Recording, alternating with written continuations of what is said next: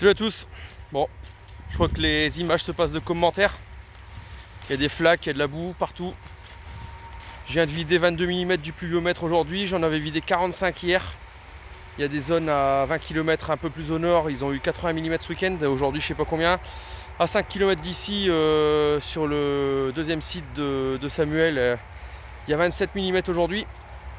Donc presque 30, et puis ils avaient 45 hier également, donc grosso modo, allez, on est entre, selon les zones du secteur, entre 60 et puis peut-être pas loin de 100 mm. On va dire une moyenne à 70 mm un peu partout depuis samedi soir. Et on est mardi, fin de journée. Donc ça s'annonce très compliqué.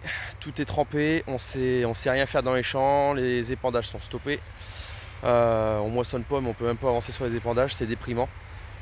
Toutes les cultures sont quasiment bonnes. Il doit rester dans le secteur 90-95% des blés à faucher. Ils n'étaient pas mûrs et maintenant ils le sont, ou ils vont l'être. Les colzas, ils s'en est fait un petit peu aussi, mais il doit rester aussi 90, au moins 90-95%, 90 je pense.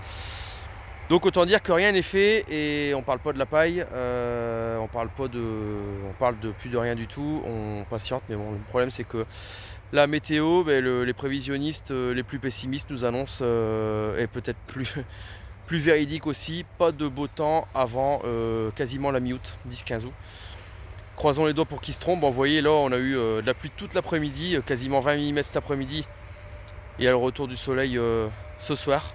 Bon, c'est en moindre mesure, c'est pas ça qui va nous sauver la journée. On fera rien aujourd'hui.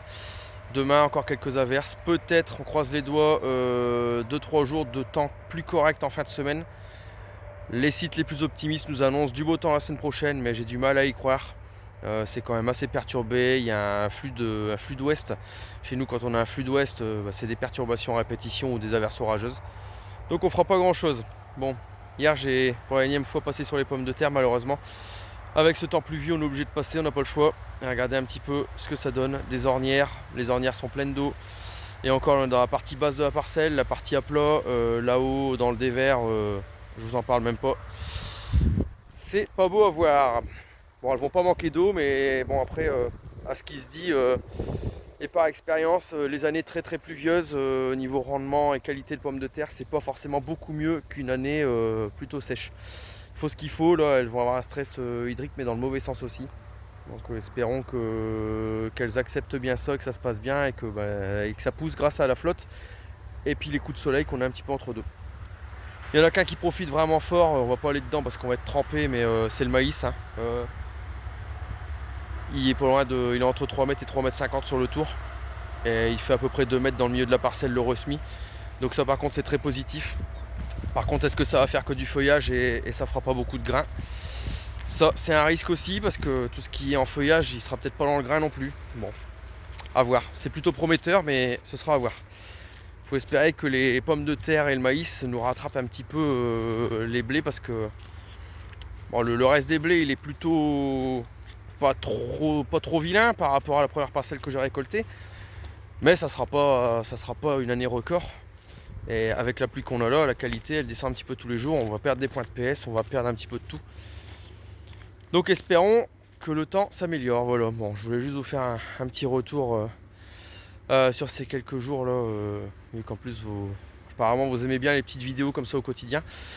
Vite fait avec le portable, je vais profiter de ce temps pour mettre un petit peu à jour les moutons, vermifuges, etc. en prairie. Donc ce sera peut-être l'occasion de faire une plus longue vidéo.